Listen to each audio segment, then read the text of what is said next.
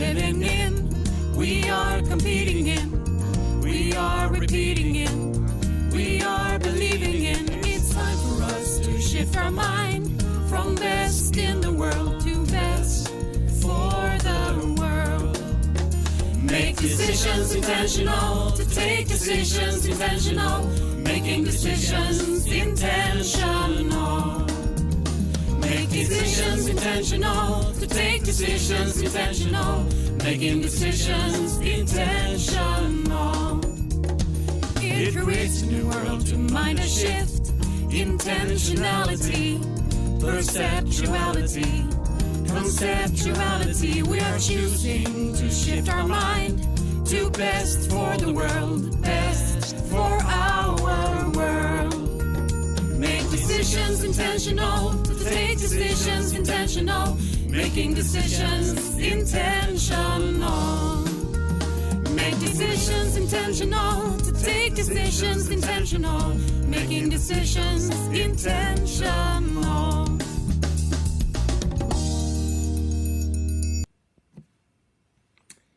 Hello and welcome to a new episode of FiDE, the Foundation for Intentional Decisions.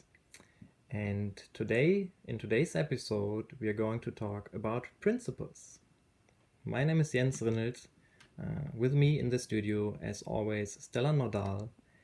And in today's exploration, as I said, we're going to explore principles. And I want to start actually with an example that I'm thinking of.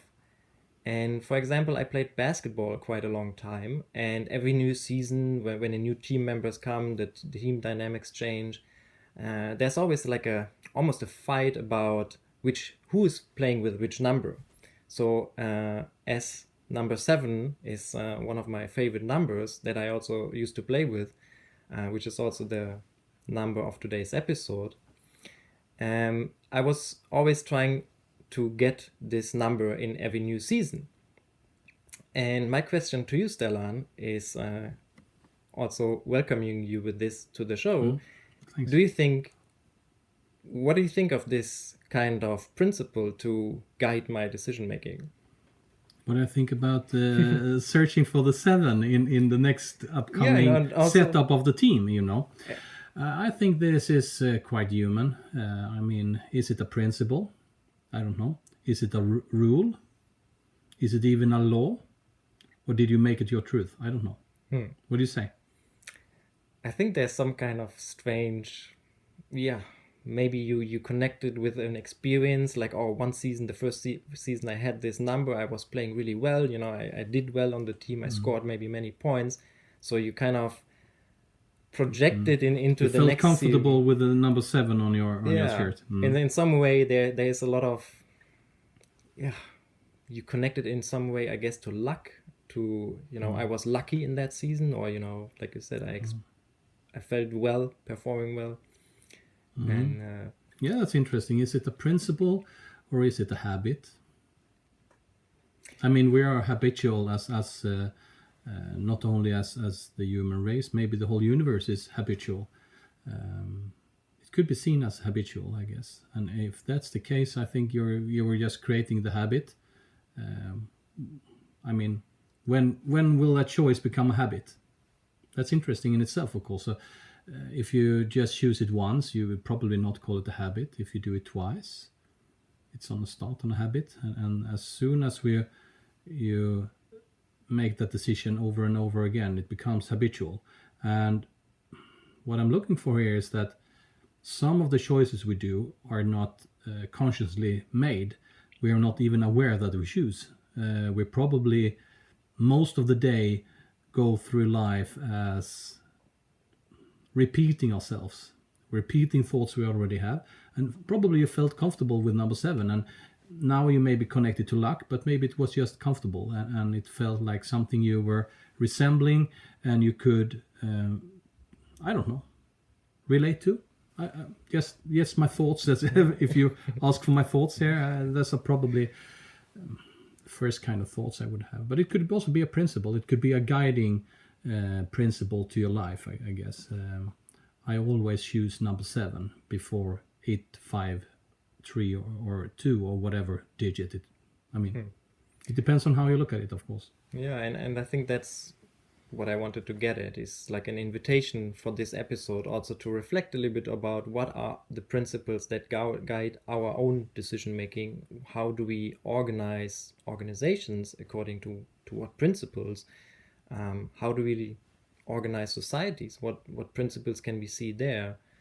And what else is your intention for today's episode? Yeah, I have a clear intention here, is that I guess that the ones of you who have been with us for a while, maybe you have gone through the history of choice or history of ideas. Maybe you've listened to the ideas on intentional decision model and tree metaphor and stuff like that. Maybe it could be seen as very theoretical, even if we have a lot of practical experiences coming into the room and into the dialogue and also into the program. We always, you and I guess, maybe not even try to relate. We want to relate to practical events, but this is probably the first topic where we really get into practical stuff, because principles is connected to something practical, I guess. It can't be any longer theoretical or ideas. It has to be practical, useful, creating experiences. So that's my intent of today, to take whatever it has been so far into a practical day-to-day and also habitual and paradigmal, or whatever it's called when you create paradigms, setup. That's what I would like to do today. That's my intent. What do you say? Yeah, that's great. I'm trying to think of how to connect it to the last episodes, and maybe we can start with the intentional decision model, where we spoke about different dimensions, empathy before sympathy or over sympathy, proactivity over reactivity, and engagement over attendance. So these are the 3 dimensions in the intentional decision model. Excuse me. Can you tell us a little bit about where these dimensions come from? Because you have come up with this model, you have come up with this kind of theory, obviously building up on other theories that are out there, bringing together thought systems. And again, I want to be very practical here. So those of you who listened to the first episode on this, I guess, were already a little bit familiar with this. But the whole intentional decision model was based on practical experiences. So the experiences that I had, which were so real I couldn't say anything about them more than they were reality. They were so real that they were my reality. They didn't fit into the worldview that I had been taught. So I was then in a choice to either choose the map, the worldview that I've been taught, or the reality I couldn't understand that more than being real. So I was, okay, I throw away the map and I go for reality. So the first thing that happened then was that I trusted my experiences. They were for me more real than the description of them, which is quite easy to understand when you talk about it now. But for most people, I guess that, and it was also for me up until that moment, the map was the truth. And then I realized that it was just a map. On the other hand, maps was what I was good at. That was what I've been doing for, that I've been studying and that I went to university with and so on. So I was really good in analyzing and putting things together. We can call it making maps out of the world. So I wanted a map because that was what I was craving, more or less. I didn't need it to explain how things worked, but it had to be presenting things as possible. So I needed a map. And my experiences I had talked to me in terms of not only what was lacking, That's one way to put it. But also what was present. I had experiences that were present and needed a description.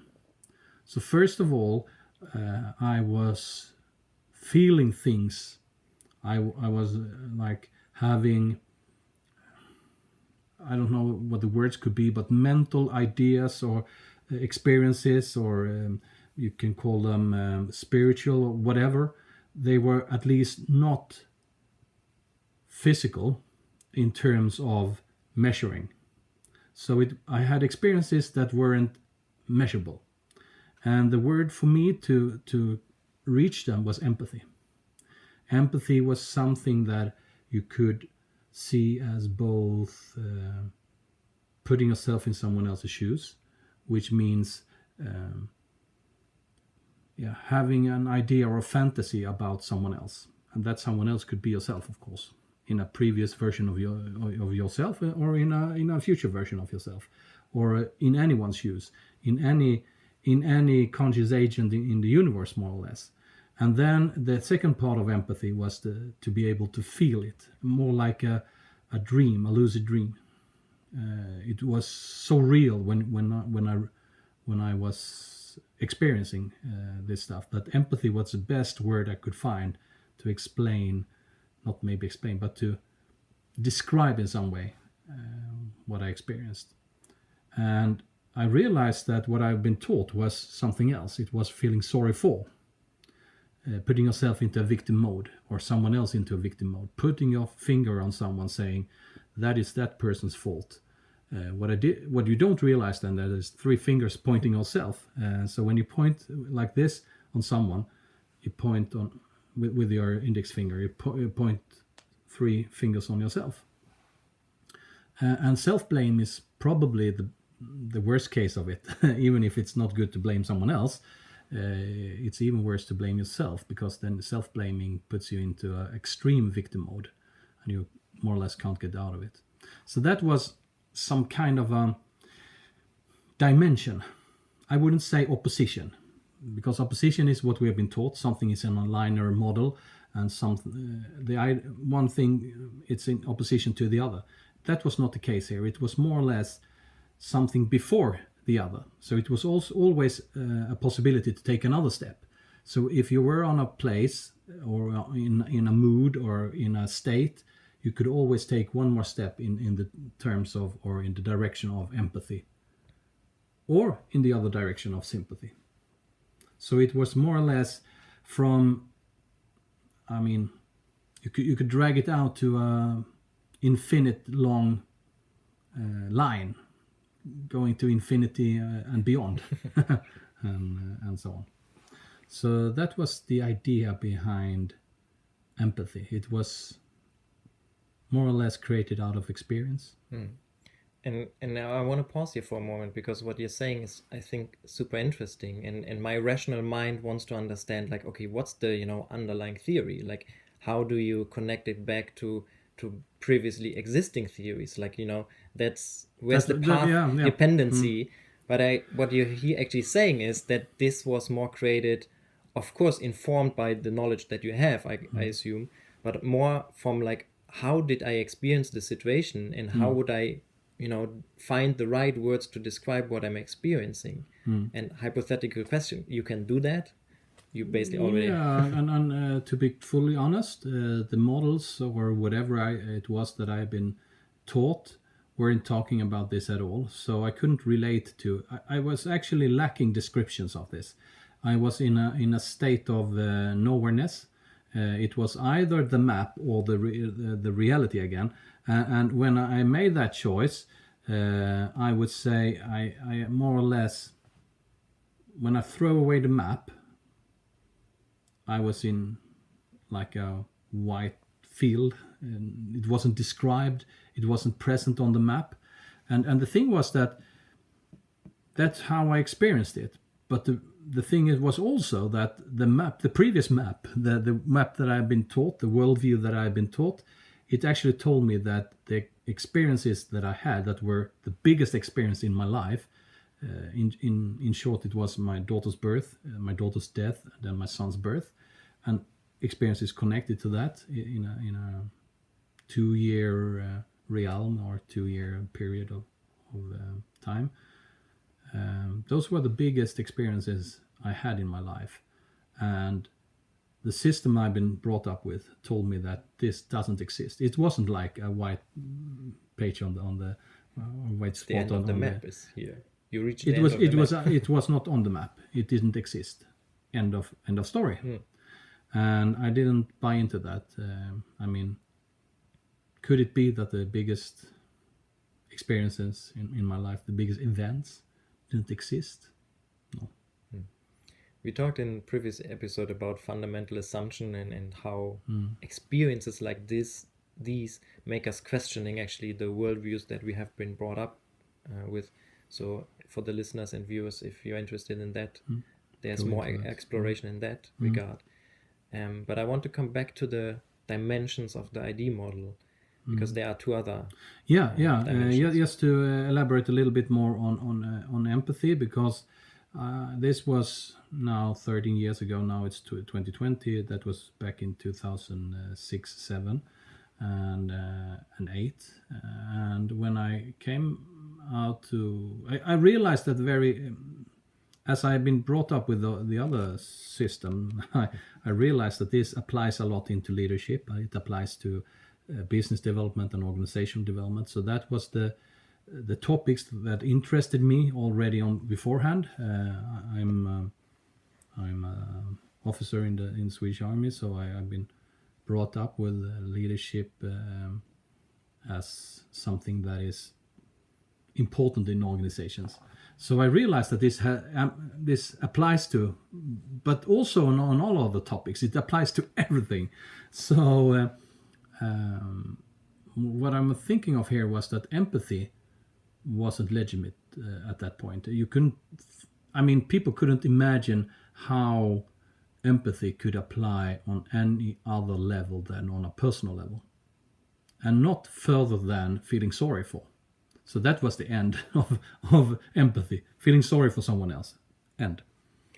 And it's interesting that if you listen a little bit to the way we talk about, for example, right now, the Corona situation, a lot of times I hear the word solidarity in it, So don't stay at home, or, don't go out for your own sake, but do it out of solidarity for somebody else. So that is basically empathy.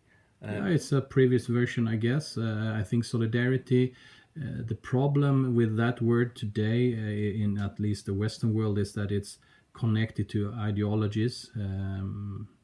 And I mean, you could use solidarity. I don't have any problem with it. But I guess that when you talk about solidarity, you also get into history of ideologies.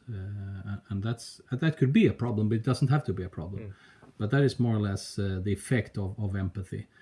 You realize that you're not alone, and you're co-dependent, and the world isn't always turning around yourself. So and that's what I wanted to point out, that these kind of, maybe for some people, more softer values or softer approaches.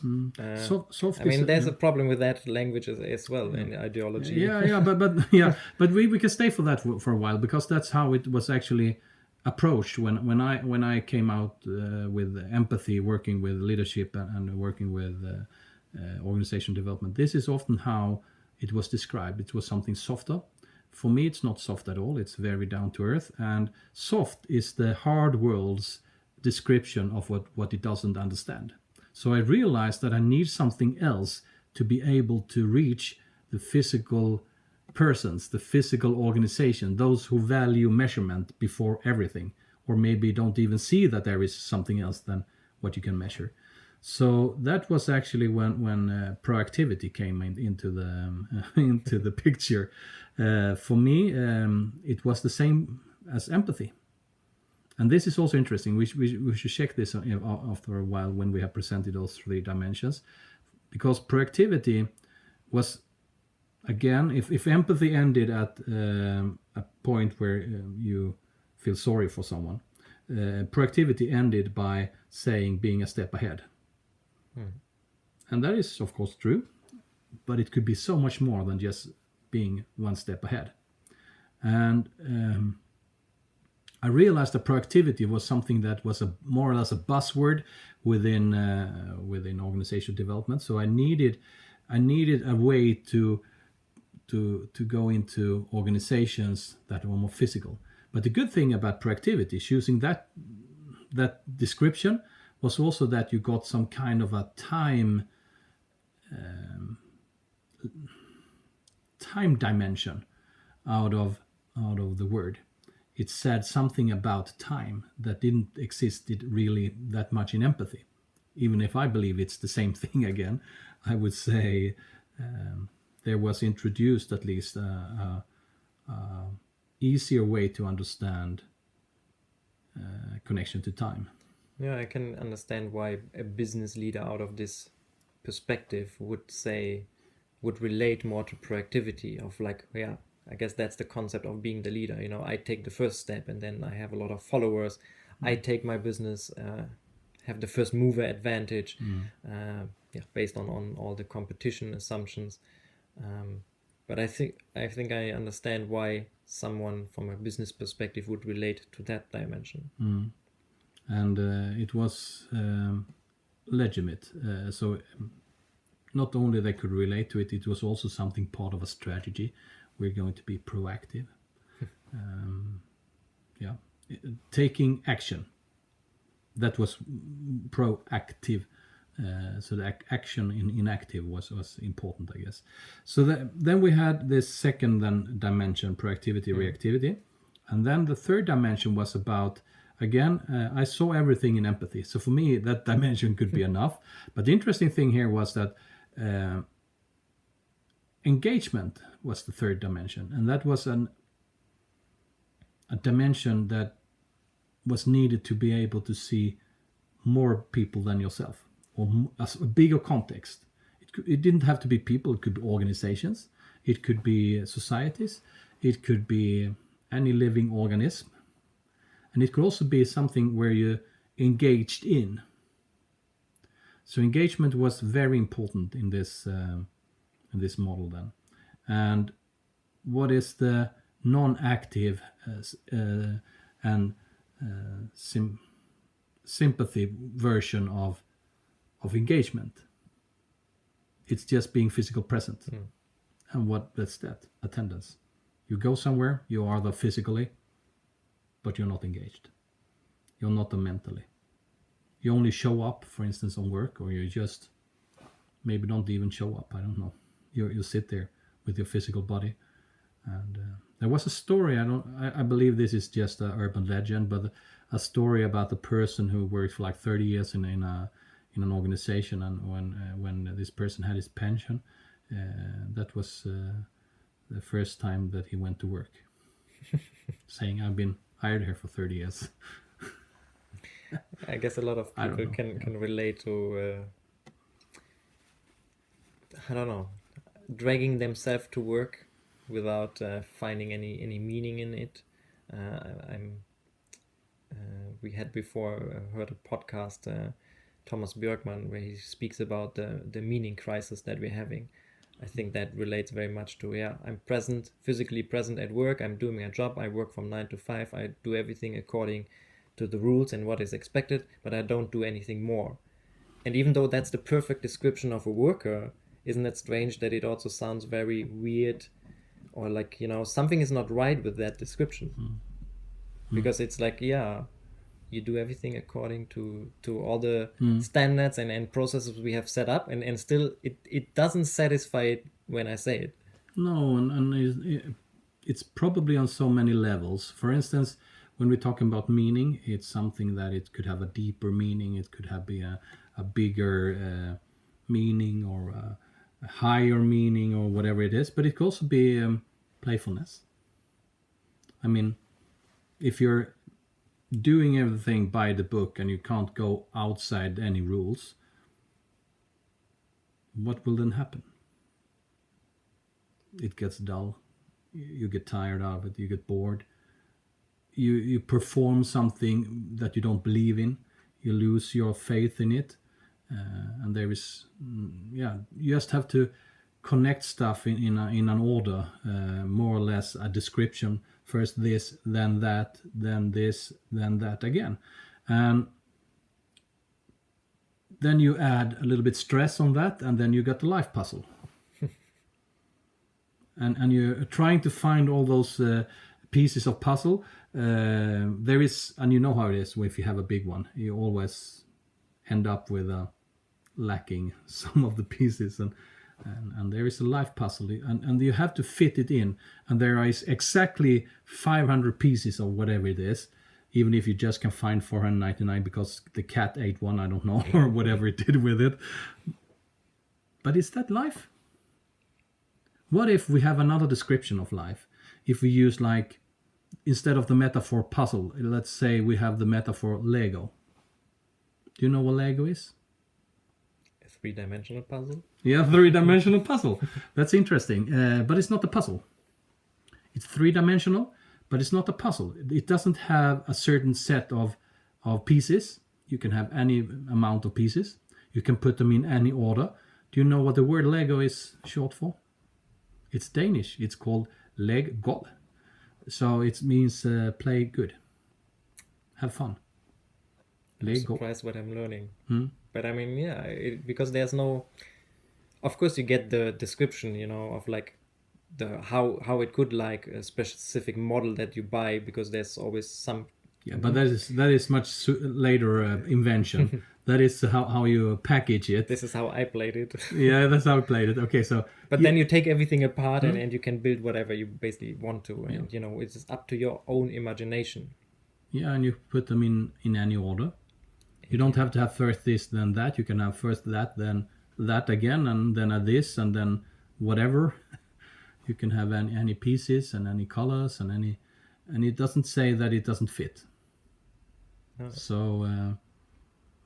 yeah, it's an interesting way of talking about three dimensions, and I like that. And so then we have those three dimensions of the intentional decision model. We have empathy over sympathy, proactivity before reactivity, and engagement over attendance. Okay, so we have those three dimensions, and the interesting thing is that you can always take one more step in the same direction. Either you can go into the victim mode or into the creator mode. So depending on the direction, you have some kind of a giving life or taking more life. I don't know. But if we go to the far side of sympathy, reactivity, and attendance, you're probably dead.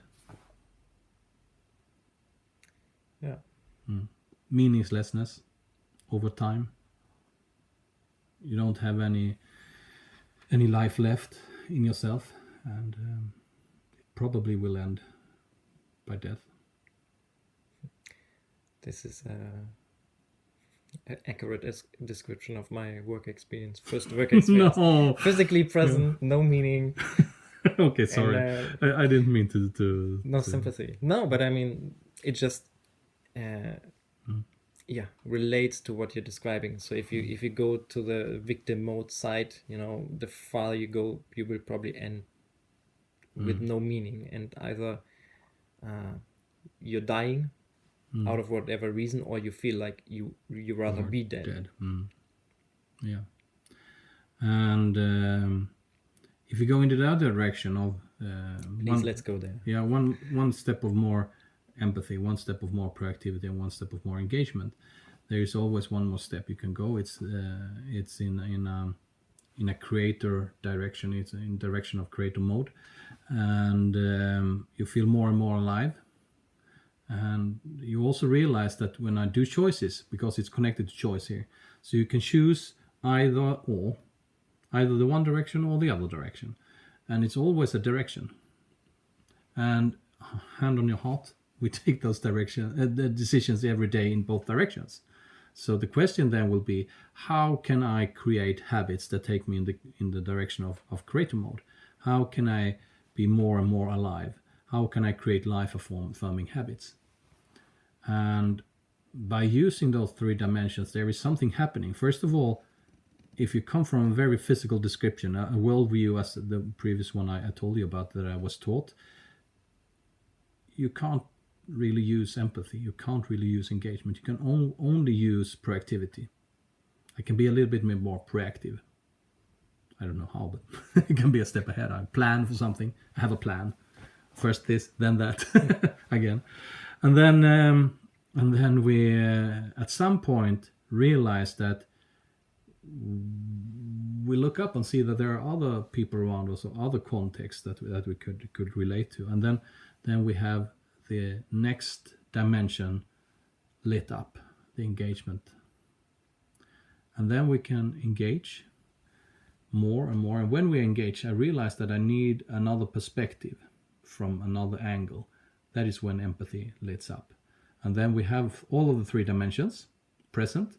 And the reason to why they're called dimensions is that they're perpendicular to each other. They are like 90 degrees to each other, up until the point that they are all three present, and they are all three of them exist in the whole dimension. Then they start to coupling. That's an interesting phenomenon. That's a very interesting phenomenon.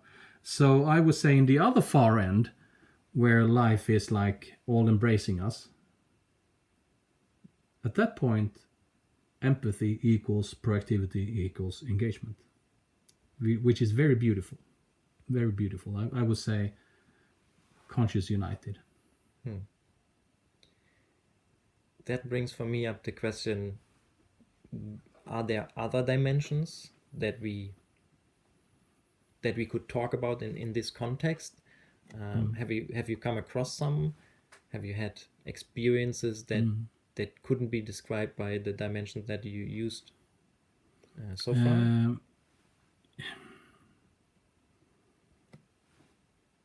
I'm thinking here because we have really looked for this. That was one of the topics for a couple of years when we were like 4 or 5 people working with this model. We were like, okay, can we find more dimensions that are relevant, that are not already present? Can we also take away some of them? Can we find other words? But we didn't manage to find more dimensions. But that doesn't say that there aren't more dimensions. There are probably more dimensions. We have still not yet found them. You can put in love, but that is already present. And fear, it's already present. It's more a description of what is happening in some of the states or some of the where you find yourself in a certain state in the model. I've come to this point, or I move in this direction. Is it fear-based or love-based? I mean, again, that's the decision you make. Do you choose love or do you choose fear? So it's more or less a description of the directions than it's another dimension of the directions. I mean, you also already mentioned that choice is a fundamental assumption of the ID model in general. So choice is also a huge part of choosing in which direction I want to take these dimensions. And what I'm thinking of is trust. However, I'm also thinking of that probably it is already coming from, if you go in the direction of as a life-affirming direction. Trust is then just trust another is description natural... again. Yeah, trust is another description. And if you go in the other direction of trust, you get some kind of a,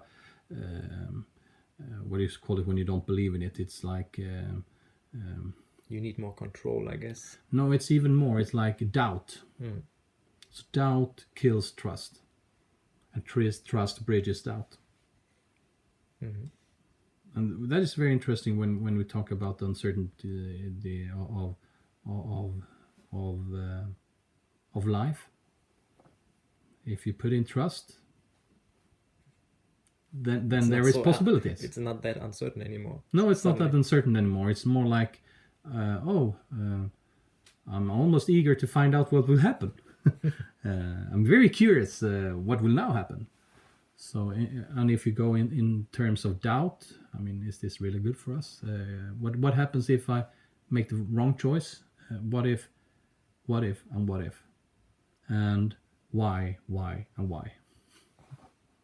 So it loses meaning. Every time you ask why, it's more or less that you don't understand the meaning behind it. And that's okay. On some some level to not understand. But do you really have to question it once more? If something happens to you and you don't understand the reason behind it, is it then relevant to ask why and get the same answer once again? No, if you put it like this, probably not. No, probably not. So it actually affirms what you already have. So you get more of it. So whatever choice you do opens up for more choices in that direction. So if you choose doubt, which is a choice also, then it will create more doubt. And if you choose trust, it will create more trust. How it works, I don't know. I will be eager to find out, but I don't have to. I have trust in trust, so to speak. And I think that's also interesting because it connects a little bit back to this kind of path dependency. Because if you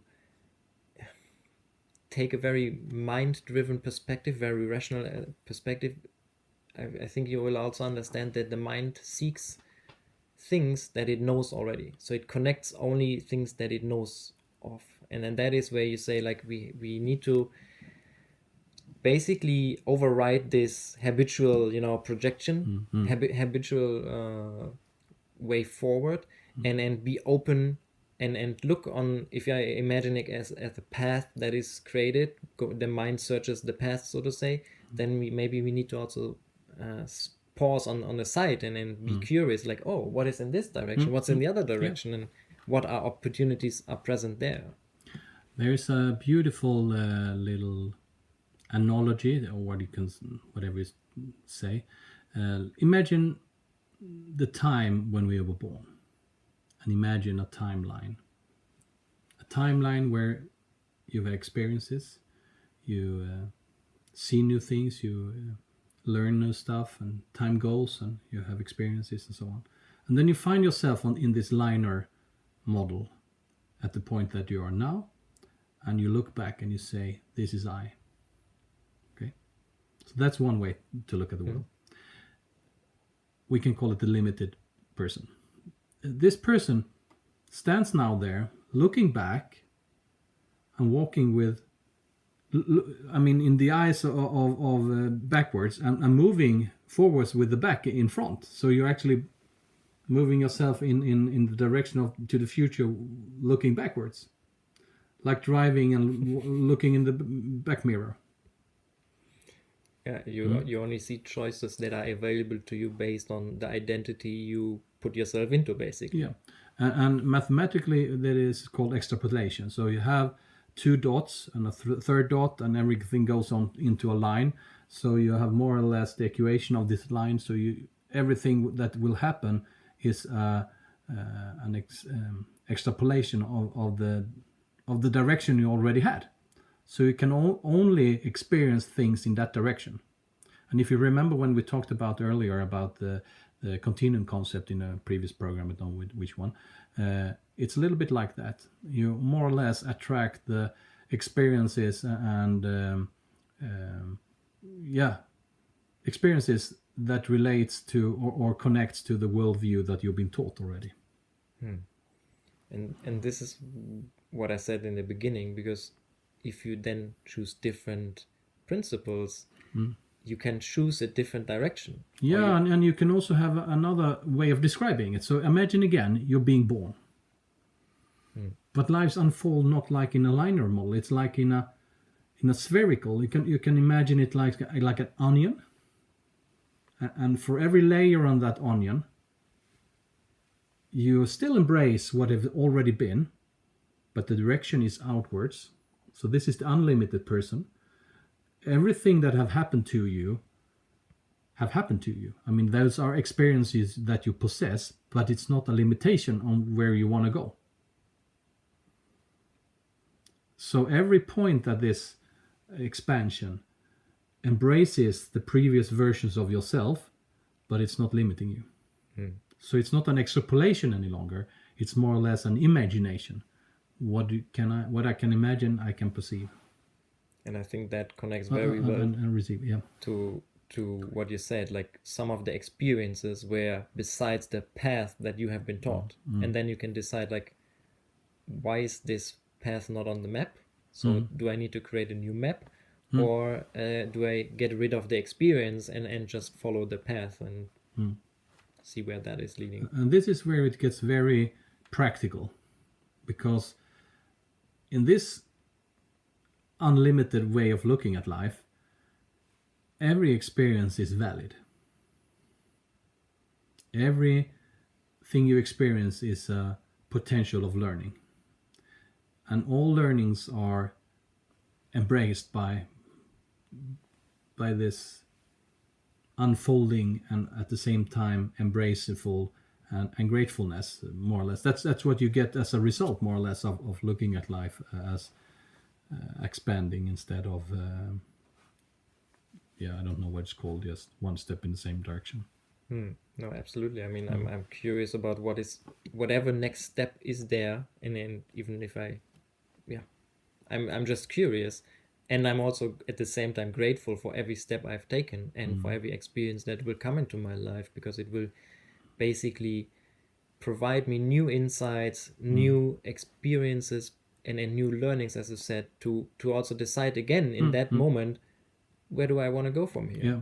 And this is, I think, super important, because it how do I say it? It is, if you internalize this belief or this worldview, it switches really from I need to reach a goal. There's an end goal in life to reach, and whatever that is, or life is the journey itself. Yeah, and maybe it could be. And this is the very interesting thing in this. Again, the onion embraces all the previous versions. So at some point, it's the same as the liner model. I mean, every choice is actually that I've made actually defines myself in this very present moment that I'm in. And with the onion, from now on forward, I can make any new choice. So at some point, and I think we have this up in some previous episode also, that at one description is that I am all the choices that I've made up until this point, but I'm never further away from a new choice. A thought away, that's all. Or One a decision. choice away. A decision. Exactly. And the picture that emerges and connects to what you said before for me is, when you enter an area that appears to be wide, like an untouched environment, it reminds me a lot about complexity theory, of how do I navigate myself in an uncertain, ever-changing environment, basically. And here we have, interestingly, principles as well. Yes, and this is an interesting connection that you mentioned here, and that is within the theory of complexity. One way to navigate, as they call it in complexity theory, is to use heuretical principles, that is, simple principles. So instead of simplifying the system by reducing it, as we've been taught for the previous map, we can instead come up with like too rigid rules and processes. We instead keep the complexity and maybe even embrace the complexity to get the power of the complexity, because there is where the power of the system lies, in the complexity, the connections and the causalities and so on.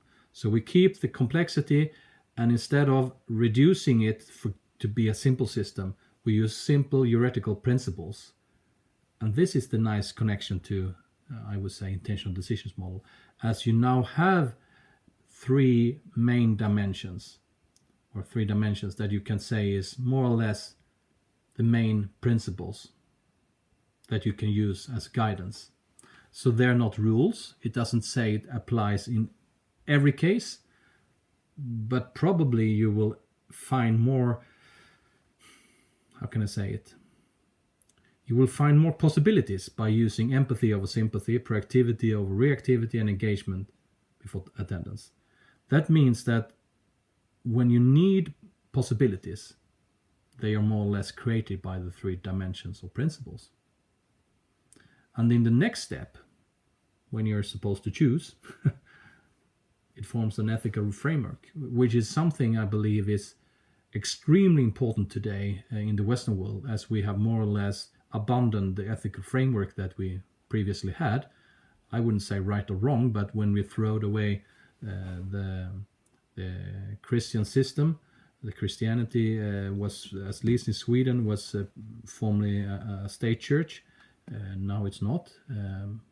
Again, right or wrong, it's not about that, but we had an ethical framework giving us an idea, or we can call it a principle, but ideas on how we should act in different parts of life. And interestingly, they were written in principle form as well. Yeah. The 10 commandments. I'm not baptized, so I can't talk about any of this. So the idea of principles is it's not unique in itself. The interesting thing here is the connection to the dimensions in the IDE model and how you can use empathy over sympathy and so on. And then you have some kind of main principles that you can have creating your guiding principles. And guiding principles is a way of not only organizing, but also defining. Say again, what's the difference between guiding principles and organizing principles? Organizing principles is maybe one step lower. I don't know, but if we start with the dimensions, it's more or less theoretical framework. Even if it was not created like a theoretical framework, it was again created by experience and insights. And then you come into the world of theory of complexity. Then we have this idea and the theory of heuretical principles. We see that they could be those, you could use those dimensions. And if you use those dimensions, what we know about them is that we have, again, in the first step, more possibilities. In the second step, when we're going to choose, we have that ethical framework. And in the third step, when we want to get the effect of the choice, we can use the same three principles or dimensions again.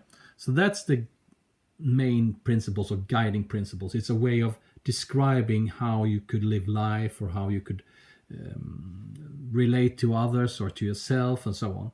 So, and you can, of course, by the help of those main principles, find some guiding principles for your context, whatever that context is, organization, group, society, whatever it is. And then if you take it one step down too, I mean, how can I do this in my day-to-day life? What does this description mean when I say in the context of work experience, in the context of customer relation, or in the context of putting things out on the market, or in the context of creating stuff or innovate or whatever context? Then you have the organizing principles. So they are more contextual. That means that it goes even into a more practical way of working. So I wouldn't say difference. It's more or less various descriptions. Yeah, still there are different functions, maybe. Yeah. For these different principles, and what I find super interesting is what you say is you get the effect of these principles and dimensions when you choose them. And then what does that mean? Let's explore that for a moment. It basically means that all the methods that we are using, they are or should be based on let's start here. They are based on certain principles. Yeah. If we can identify which principles they are based on, we can also choose which other ones are maybe beneficial for the context we are in. Definitely. Yeah, and one practical way of working that I've been using when I've been working with, for instance, organizational development or business development, is that we don't have to invent new ways of working. We can go for the ones we already have, and then we can sort them. So what we can do is that we look at the as you said, the principles we maybe have already without knowing it. At least we have processes, we have tools, we have concepts, and in which direction does those principles or practical processes or tools or concepts take us? Do they take us in the direction of victim mode or in the direction of creator mode? So you can use the 3 dimensions then, empathy, proactivity, and engagement, to see, okay, is it in this direction, or is it an oops, no, it's in sympathy, reactivity, and attendance direction. And it could also be that you have concepts that are mixed up by stuff, or processes that have both directions and they're mixed up. And what happens if you have plus and a minus? It goes down to 0, so you get no effect at all of it. So just by taking away those who are limiting you, for instance, if we have let's say we have an organization that wants to be agile. Agile means that first you can do one thing, and then you can do another, and then you can do the first thing again, so you can easily move through different contexts or different situations, and you can adopt easily. So that is not exactly, but basically an agile you're being setup. very responsive or fluid as an entity of... Yeah. Okay, so in this organization, say that we want to have this agile attitude. What if we have a system, for instance, the system for reporting, what do you call it, when you go for trips?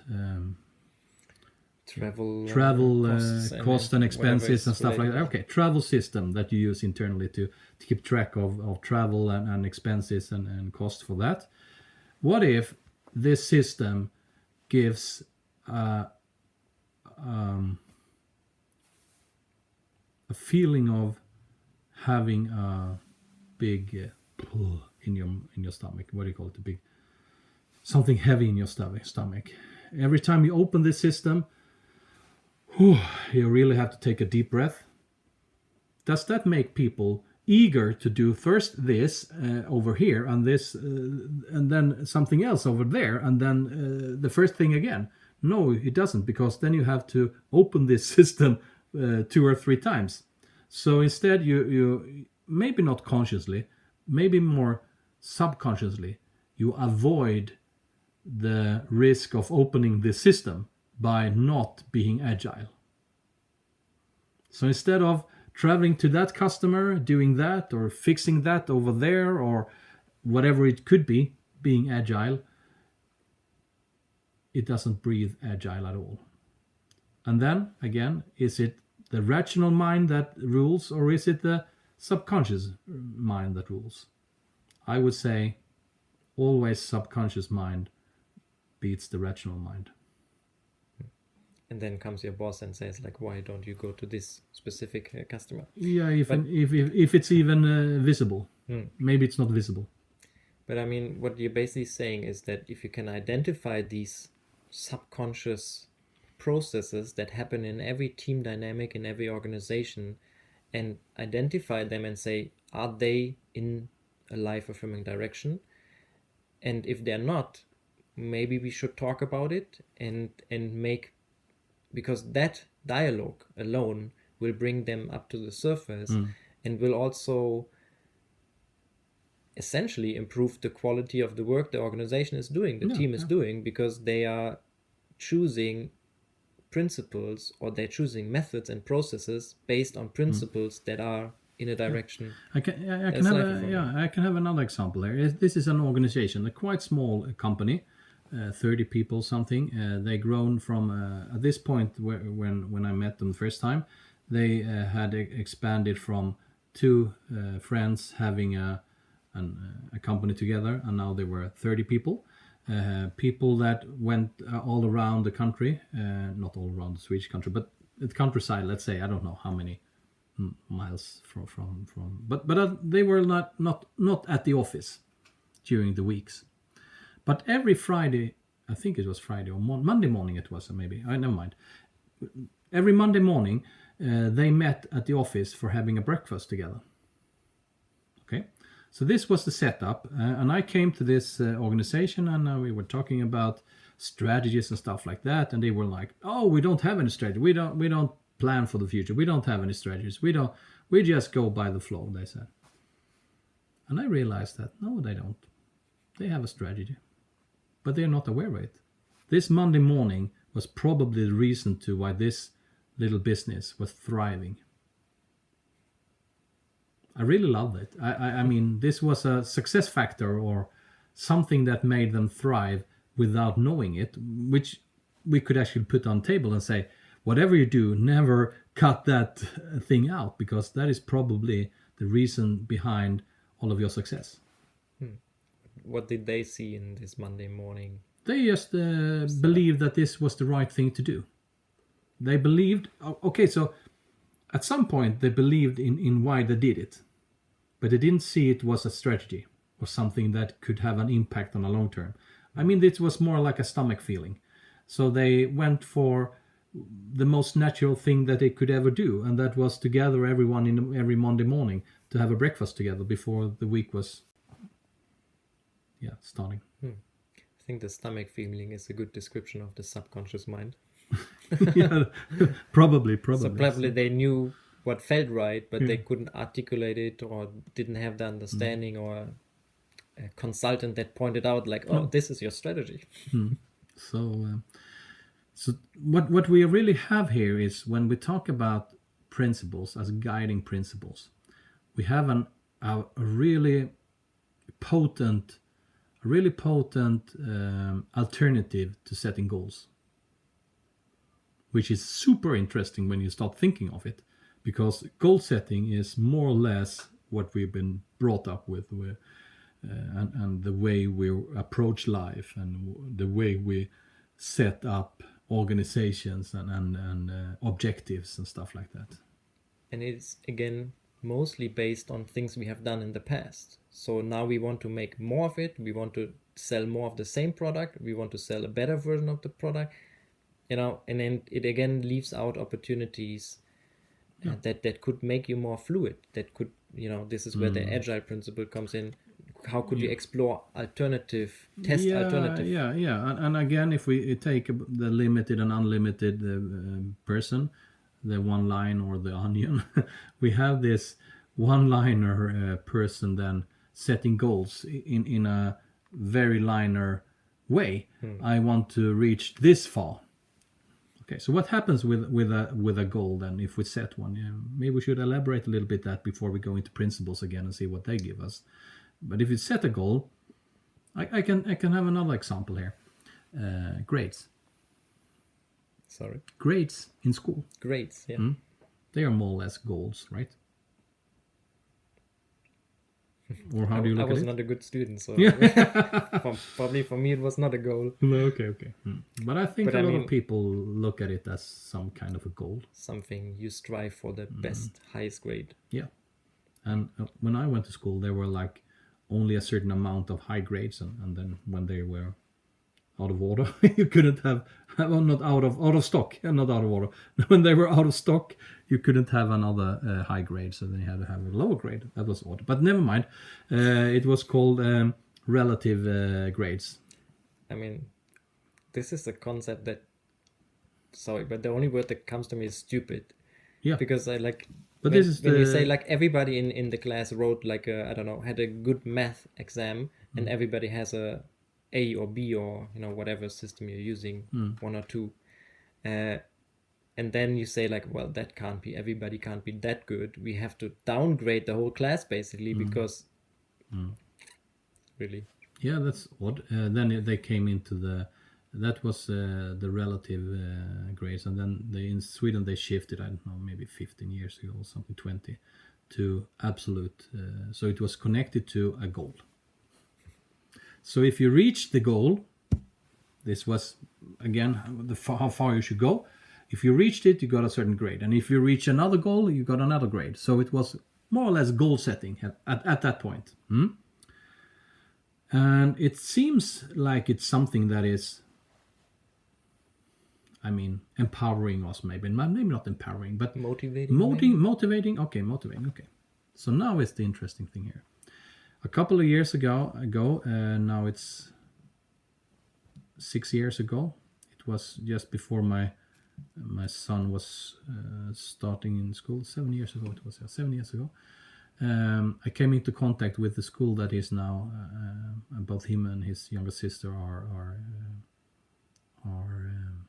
going to, and at that school, it was a Montessori school. For you who don't know about Montessori, it's a way of looking at life that a woman called Maria Montessori introduced 125 years ago, something like that.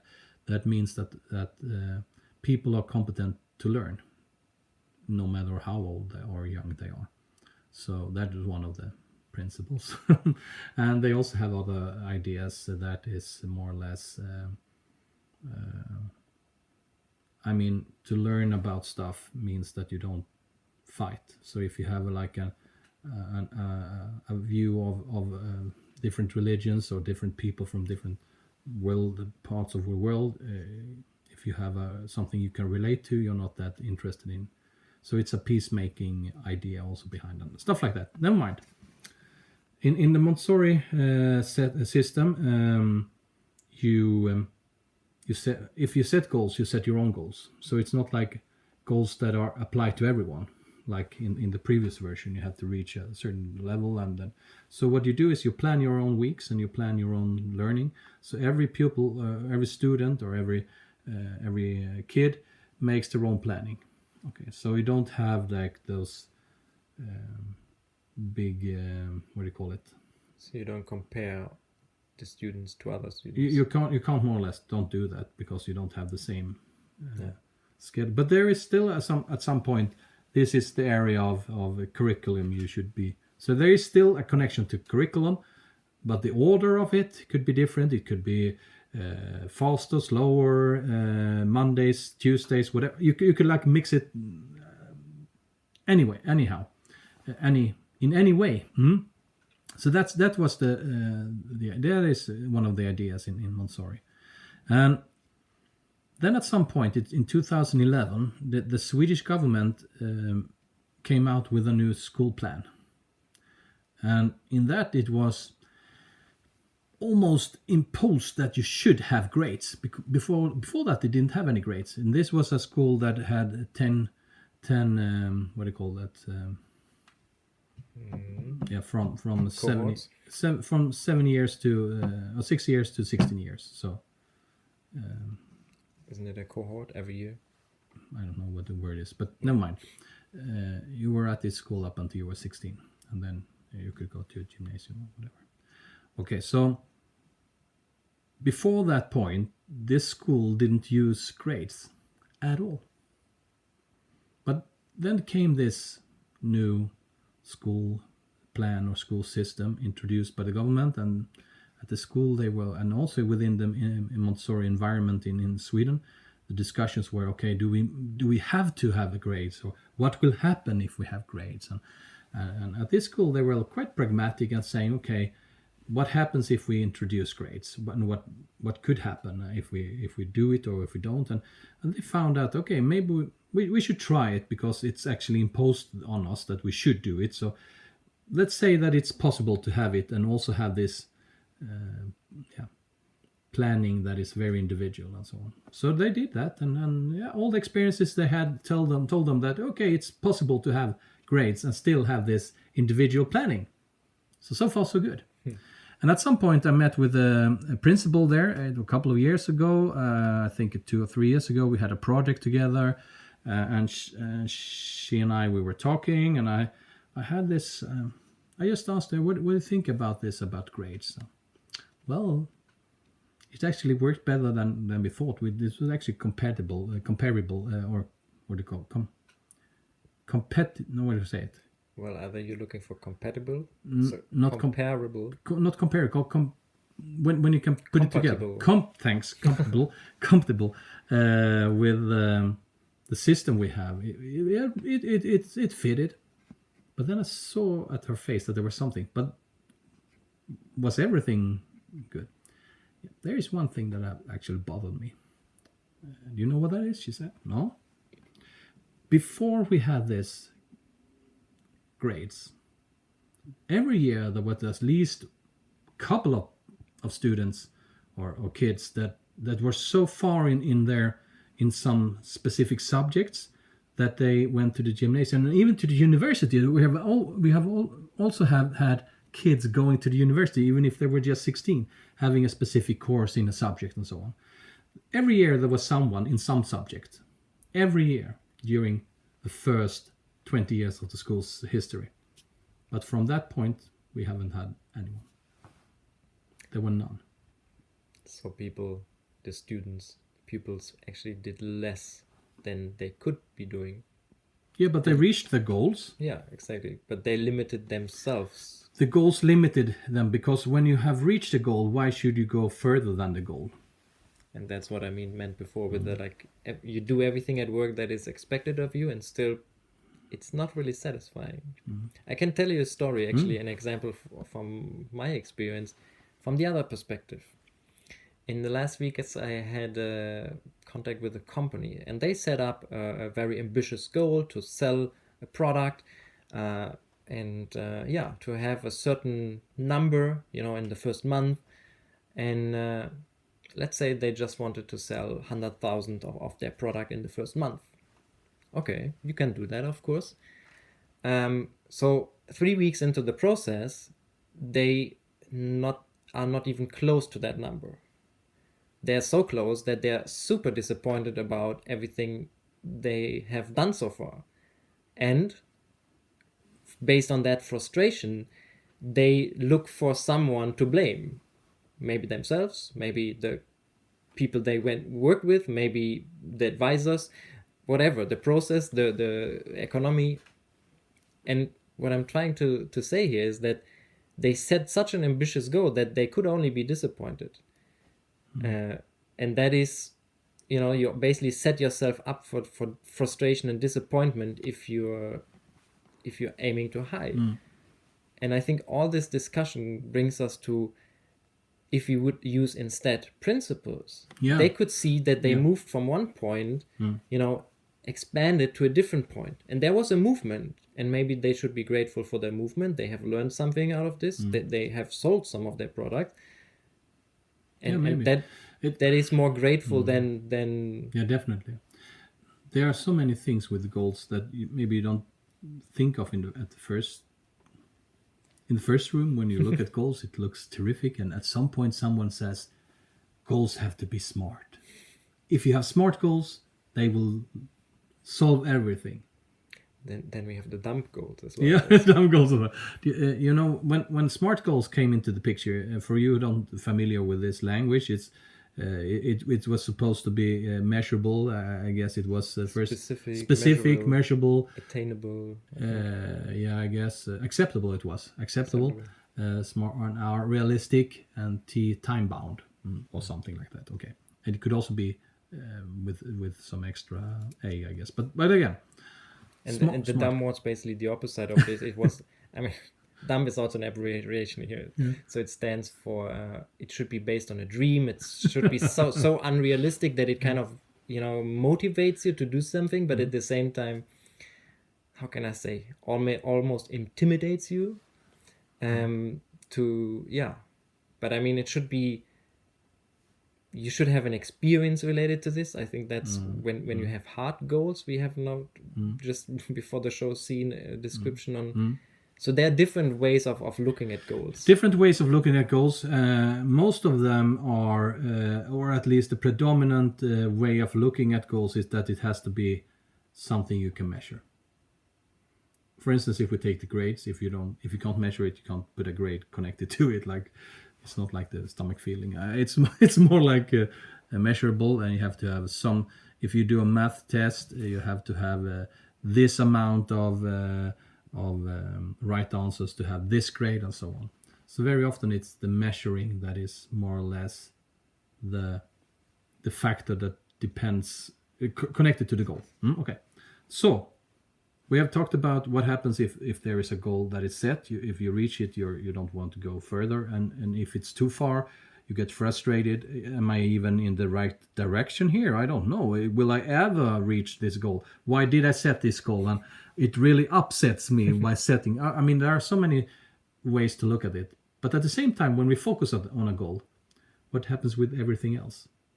It blurs. So by setting goals, we blur the rest.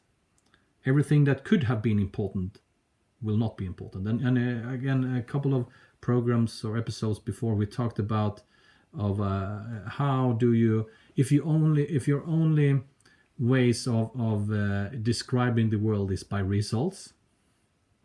How do you get the result? By looking at it, screaming at it. Whatever can you do? We took the example of an apple, a fruit from a tree.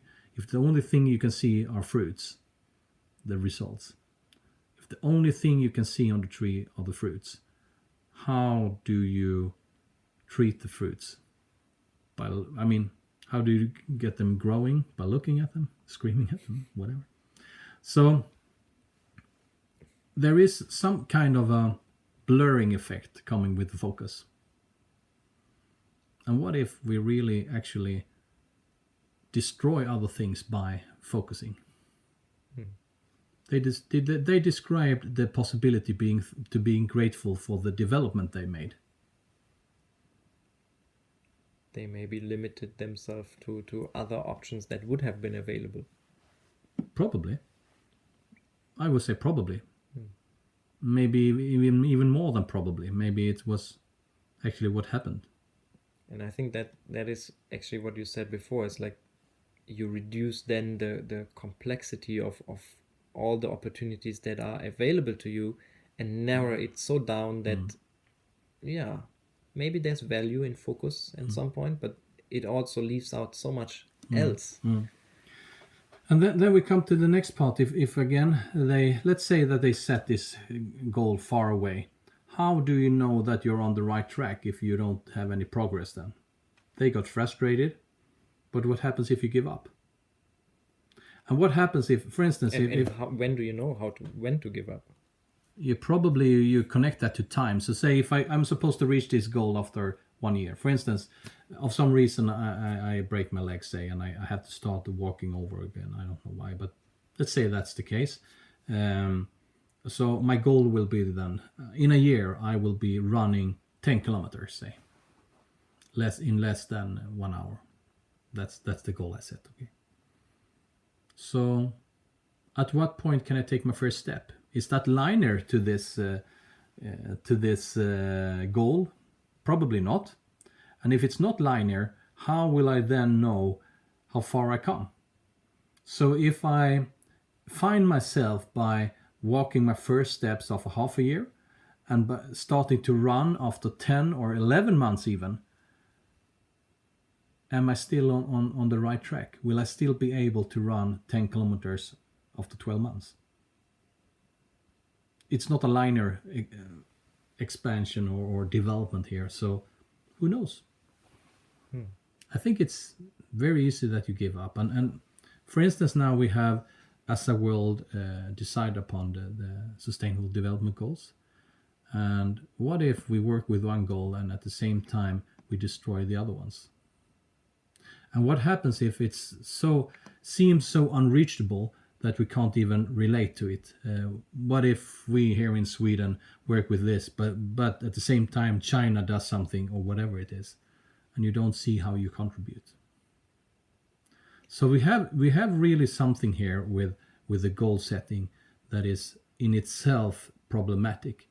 So the idea we introduce now is to, instead of reducing the system, working with goals, setting goals, measuring how far you come to the goals, what if we use instead principles to guide us in the day-to-day work, in the long-term perspective, and in a sustainable way of working? Yeah. And as we said, like, we can look at different functions and also different tools that we use. We can basically take everything that we use on a daily basis and interact with and look at it and ask ourselves, are the principles applied here? And how do I use a tool, and what makes the tool do me? Is this again in line with the principles that I've chosen? Can I align it? Sorry? Can I align the tool itself? Yeah. That's a question of interest also. Yeah, and then basically ask ourselves, like, what are the principles that we want to have, and do we find the coherence in everything we say, do, and make use of, to have the same principles in there? Because then the result is very likely to be, as you said, you will experience the result of the principles again. So if you, for example, choose an empathic way, or let's say a participatory way of making decisions in your organization, then the result of that will probably be participatory participation in decision making. Yeah, that's interesting. There is a Swedish company that have used a way of setting their salaries, which is participatory. You sit together in a room and everyone poses the idea on what they're supposed to get in their salary. And everyone can have. I don't know if it's a right way to do it, but it's an interesting way. And of course, there are probably things that can happen in such a context that doesn't happen if the boss sets all the salaries. But again, you also get a transparency. Other things that happen as if you... Other things that will happen, and probably also transparency coming into the room. I can take another example here, which is very interesting in this context, and that is a couple of years ago we had a leadership program called Insightful Leadership, and we were at this specific moment. There was a person working as head of a bank, and her colleague was at another bank, also at the position of head of the bank. And at some point, the general management post that every manager in the organization were supposed to meet with every employer 20 minutes each week. And they were like, wow, how shall we now be able to do our work? And then the management said, I don't know if this was the right way to do it, but it was very interesting. Then they said, okay, this is your tasks. This is the most important thing you should do as a manager. So they reorganized so that the manager could meet with every employee 20 minutes every week. It was like a more or less schedule. For instance, Jens, you come Mondays between 10 and 10:20 or whatever. And one of them had 40 employees. So it was like a lot of hours going on to this. But then they have applied this setup for when we met then for a year or something, and they said this is the most greatest thing that have ever happened in this organization, because when we do like this, we get rid of all the other things that interrupts work. Somebody knocking on the door who wants to get a hold of you, because every employee knew that every week I have 20 minutes with my boss. So that was one effect. Another effect was when they came up to this the specific time during the year when you were supposed to have the salary set.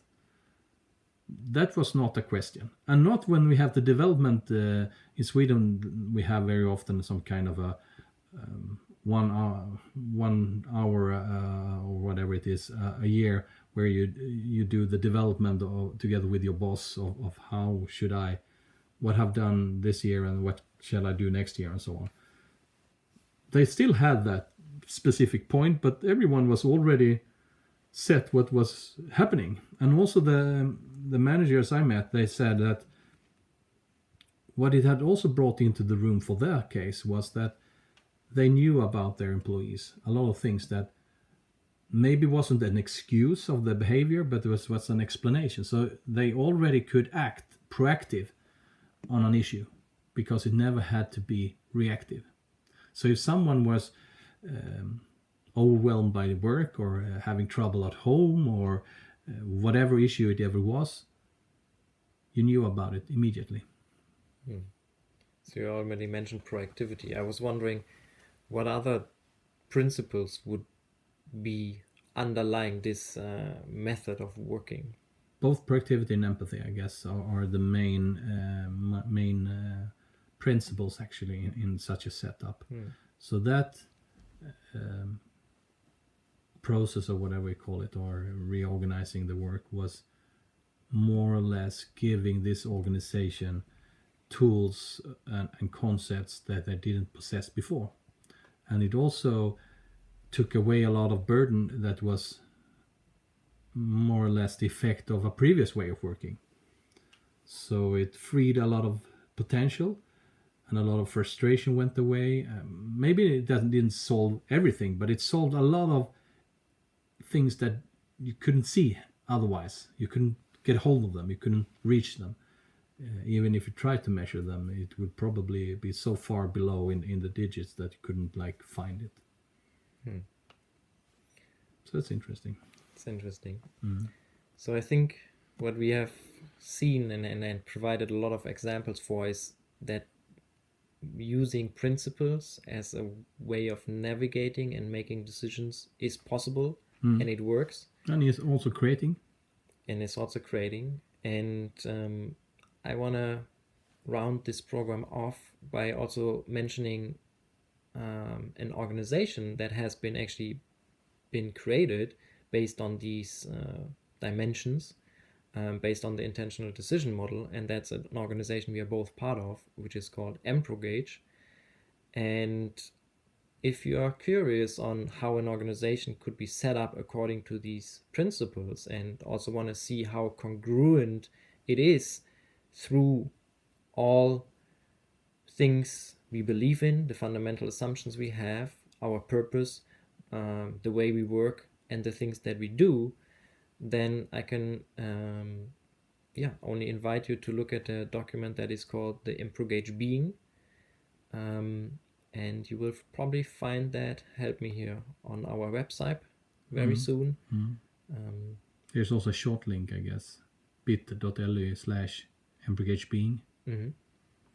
So it's a PDF, you can download it. And there is one way of describing how you can use guiding principles. Yeah. Another example of how guiding principles can help you establish really an organization. And the guiding principles in this case are then empathy, proactivity, engagement, and then we also take it down into the organizing principles in different contexts. How does this apply for the I context? How does it apply in my own life or in my own doings and thinkings and whatever it is, and also applied on the customer context or whatever it is context. So I think we have at least 4 or 5 contexts. For instance, the context of learning. What will this mean for us concerning learning? So it's a very interesting document to say. So thanks for sharing that. I almost forgot to mention it, so it's good that you did. And we're rounding off.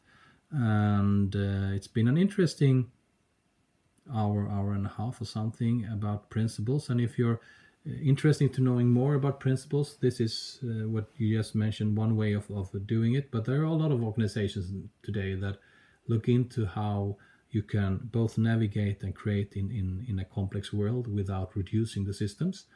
And in our previous program, we spoke about the Kinefin framework presented by Dave Snowden. That is one way of describing complexity.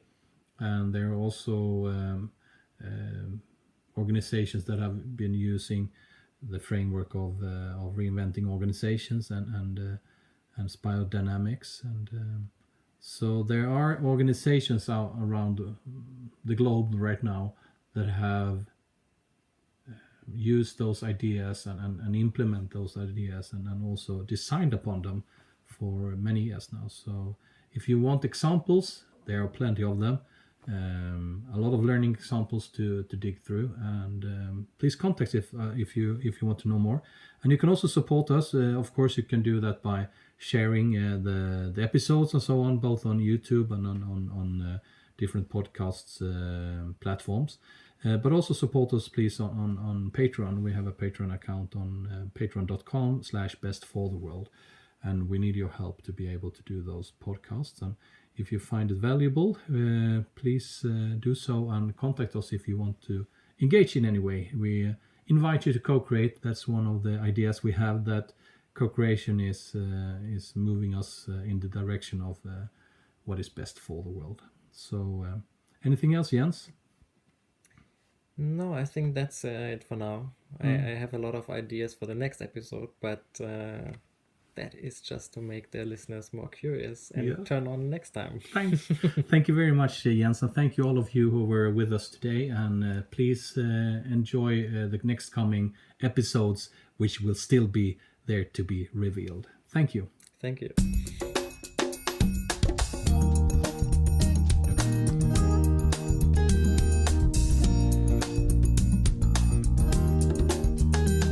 We are creating the world we're now living in. We are competing in. We are repeating in. We are believing in. It's time for us to shift our mind from best in the world to best for the world. Make decisions intentional, to take decisions intentional, making decisions intentional.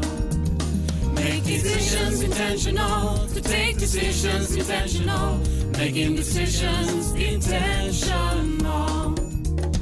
It creates a new world to mind a shift, intentionality, perceptuality, conceptuality. We are choosing to shift our mind to best for the world, best for our world. Make decisions intentional, to take decisions intentional, making decisions intentional. Make decisions intentional, to take decisions intentional, making decisions intentional.